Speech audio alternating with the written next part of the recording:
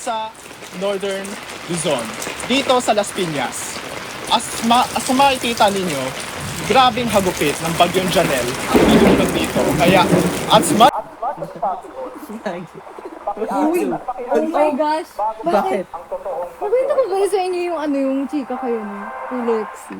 Bakit? Kasi, yung nakausap natin nung nakaraan, yung punta tayo sa Bakit? Ano meron? Kasi, di ba jowa niya si Martin? Yung klase namin noon. Oo. Buntis daw siya. Ano? Tapos pinapahulog daw yung bata. Di ba ano? Grabe naman yun. Huwag naman sana. Di ba? Ano si Martin? Si Olivia! Oo! Oh my gosh! Hindi, nalimutan ko yung detail na yun. Kasi parang ano yun. Grabe! Oo. Parang pinagsasabay sila. Kasi Naalala ko rin yun. Hindi ko yan kilala. Sino yan? Olivia. Si Olivia, yung naging kaibigan mo yun eh. Naging close kayo. Hindi. Nakilala ko na Project ba yan? lang yun eh. Nakita Ay, ko wait, na ba akala yan? ko close kayo. Hindi. Project lang. Hindi ko pa yan nakakita, no? Pero si Kilala mo si yun? Lexi nakita mo yun. Nakita ko lang. Kita mo lang. Nakita ko lang. Oo, hindi kasama ko to si kasama ko to si Jim. Maganda ba? Tingnan mo maganda. Sakto lang. Sakto lang. Ang judger ah. Ang judge mo na.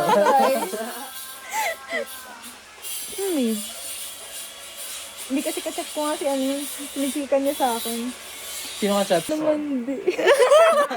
Ay, grabe. Grabe nga yun. Wait lang. Hi po. Rui Vivar Residence. Yes po.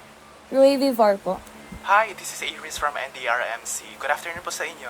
Itong tawag na po ito ay para paalalahanan kayo na mag-evacuate dahil may paparating na malakas na bagyo. Evacuate po. Yes, ma'am. Bakit? Mamayang gabi. Mamayang gabi. Yes, ma'am. Dahil bukas po ng umaga magla-landfall ang super typhoon Wait Janelle. lang po. May bagyo daw na dadating. Oo. Mag-evacuate pa ba tayo?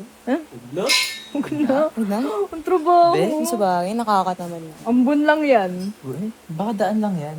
Oo. Ay, sige, thank Pero- you po. Katamad. Wag na. Probably yung Sure ano lang kayo? naman yun. Sus, ano lang yan nila yung Hangin-hangin lang yan. So, yung ano nga, yung kay ano? Lexi. Oo.